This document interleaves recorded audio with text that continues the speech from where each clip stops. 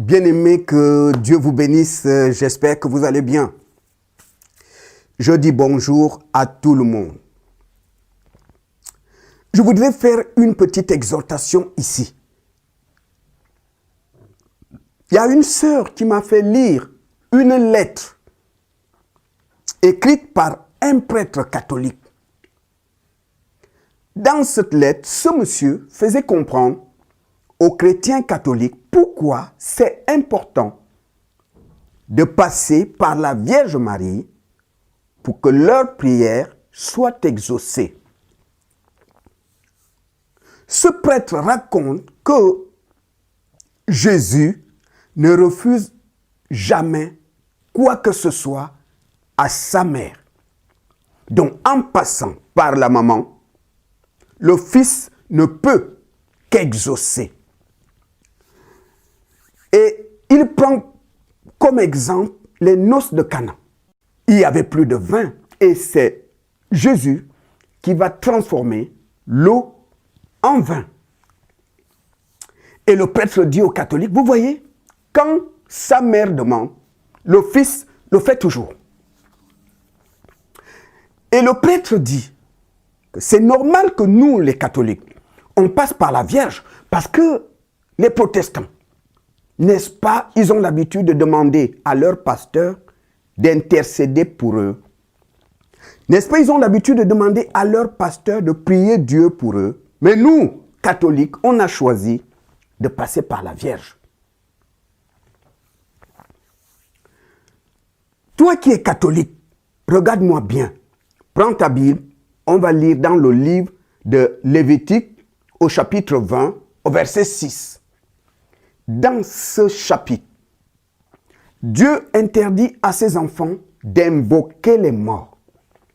Et il dit que parmi ses enfants, celui qui va le faire, il va se détourner de lui. Et il va le retrancher de son peuple. Dieu a horreur à ça. Il ne veut pas que ses enfants invoquent les morts.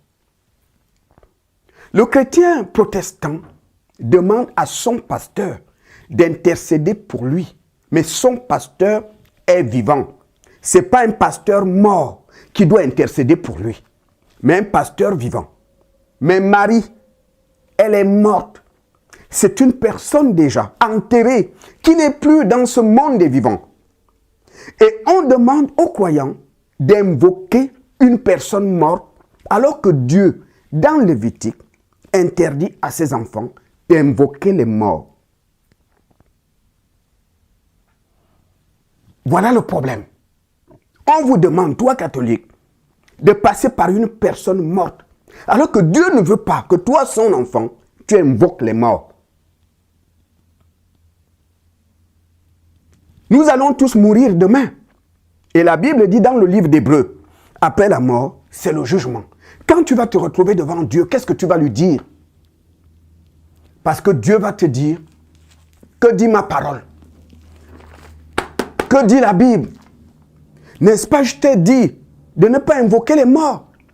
Tu mets ta foi dans les paroles d'un prêtre, d'un pasteur, ou ta foi est dans ma parole.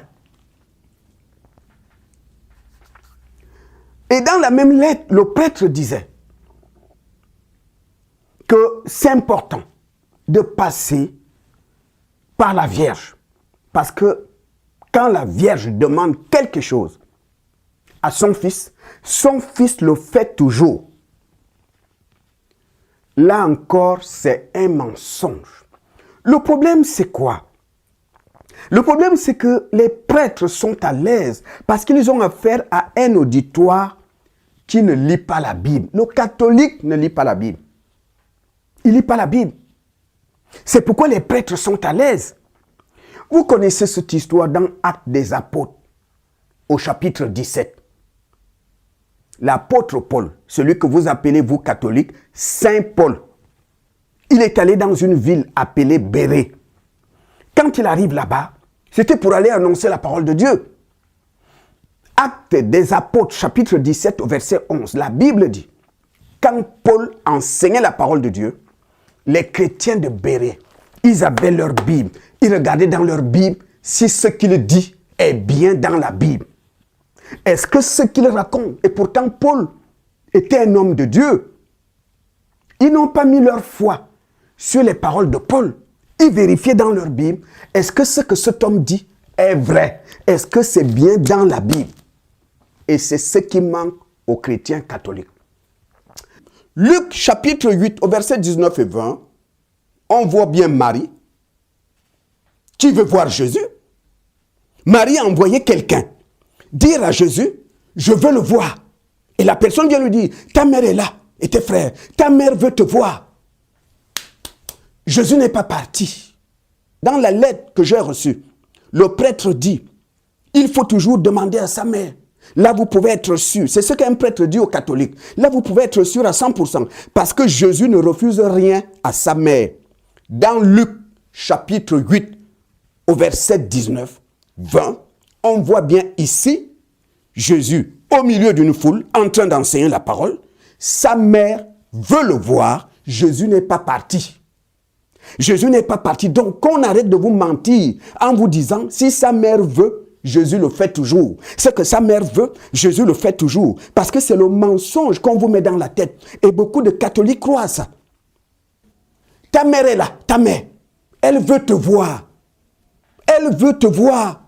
Mais on ne voit pas Jésus dire, bon, mesdames et messieurs, désolé, maman veut me voir. Bon, si vous voulez, on continue demain. Jésus a continué à prêcher. Jésus n'a pas dit aux gens, je suis désolé. Ma mère veut me voir, vraiment, désolé. Je vais d'abord, peut-être qu'elle a quelque chose à me dire. S'il vous plaît, on continue la prochaine fois. Jésus a continué à enseigner. Et il a même dit à la personne qui l'avait interpellé, ma mère, ce sont ceux qui sont là. Mes frères, ce sont ceux qui sont là, qui écoutent la parole, qui la mettent en pratique. Combien de catholiques, combien de prêtres ont introduit dans les oreilles de catholiques ce mensonge, selon lequel quand sa mère veut, Jésus ne dit jamais non. Quand sa mère veut, Jésus ne dit jamais non. Donc, mon frère, si tu es catholique et que tu croyais à ça, c'est parce que tu ne lis pas la Bible. Les prêtres sont à l'aise parce qu'ils ont affaire à un auditoire qui ne lit pas la Bible. Oui, on a un exemple biblique où Jésus a dit niet à sa mère. Jésus prêchait. On vient lui dire, ta maman est là. Elle veut te voir. Jésus n'est pas parti. Il a dit, ma mère, c'est là. Ceux qui écoutent la parole, qui le mettent en pratique. Mes frères, ce sont ceux-là. Jésus n'est pas parti. Donc, quand on vous dit que quand sa mère veut, il le fait toujours, c'est un mensonge. C'est un mensonge. Donc, bien aimé, c'est ce que j'avais à vous dire. Ce sont ces mensonges-là. Je connais une femme, elle est catholique. Chaque année, elle va à Lourdes. À Lourdes. Je lui ai dit pour faire quoi? Pour aller faire des bains. Pour aller faire des bains et amener l'eau bénite. Elle a plein de statuettes chez elle. Je lui ai dit, ma soeur, mais je ne t'ai jamais vu lire une Bible. Qu'est-ce qui te prouve que tu es prêt, tout ce que tu as, les brochures, que tu as les brochures de Saint machin, les brochures de ça. Cette femme m'a dit, une maman, mon frère, si ce que les prêtres nous enseignent est un mensonge, je le saurai devant après ma mort, quand je serai devant le trône de Dieu. Et si Dieu me dit, ma fille, pourquoi tu as prié les morts? Pourquoi tu as invoqué les morts? Pourquoi tu passais par Marie? Je vais dire à Dieu, c'est le prêtre qui m'a enseigné ça. Donc, Dieu étant un Dieu de justice, ça c'est son raisonnement. Dieu étant un Dieu de justice, il ne va pas me condamner, il va plutôt condamner le prêtre. Mais madame, tu te trompes. Je lui ai dit, tu te trompes. Les chrétiens de Bérée, dans Actes des Apôtres chapitre 17, lorsqu'ils étaient en face de Paul, Paul était un homme de Dieu comme ton prêtre qui prêche. Mais eux, ils n'ont pas mis leur foi à la parole de Paul. Ils ont mis leur foi à la Bible. C'est pourquoi ils avaient leur Bible. Ils pouvaient regarder, est-ce que ce qu'il nous dit là Est-ce que leur foi était dans la Bible et non dans les paroles de Paul? La foi ne doit pas être dans les paroles du pasteur. La foi ne doit pas être dans les paroles du prêtre. La foi doit être dans la Bible. Et il faut vérifier, est-ce que ce que le prêtre nous dit est dans la Bible? Est-ce que ce que le pasteur nous dit de faire est dans la Bible? Ta foi doit être dans la Bible. C'est la Bible qui est la parole de Dieu. Ta foi ne doit pas être sur ce que le prêtre a dit. Ta foi ne doit pas être sur ce que le pape a dit. Ta foi doit être sur ce que la Bible dit. Et c'est ce que les chrétiens de Béret ont fait. Paul parle devant, eux vérifient. Est-ce que ce que l'homme de Dieu nous dit est bien dans la parole de Dieu? Voilà ce que doit faire tout chrétien. La parole de Dieu seule est la parole de Dieu. Quand tu vas mourir demain, on va tous se retrouver devant Dieu pour le jugement. Parce que la Bible dit dans le livre d'Hébreux, après la mort d'un homme, c'est le jugement. Et quand Dieu va nous juger par rapport à sa parole. Dieu ne va pas te juger par rapport à ce que le pasteur a dit, par rapport à ce que le prêtre a dit. Dieu va te juger par rapport à sa parole. Dieu va te dire, mon fils, ma fille, est-ce que tu as mis en pratique ma parole? Ma parole t'interdit d'invoquer les morts.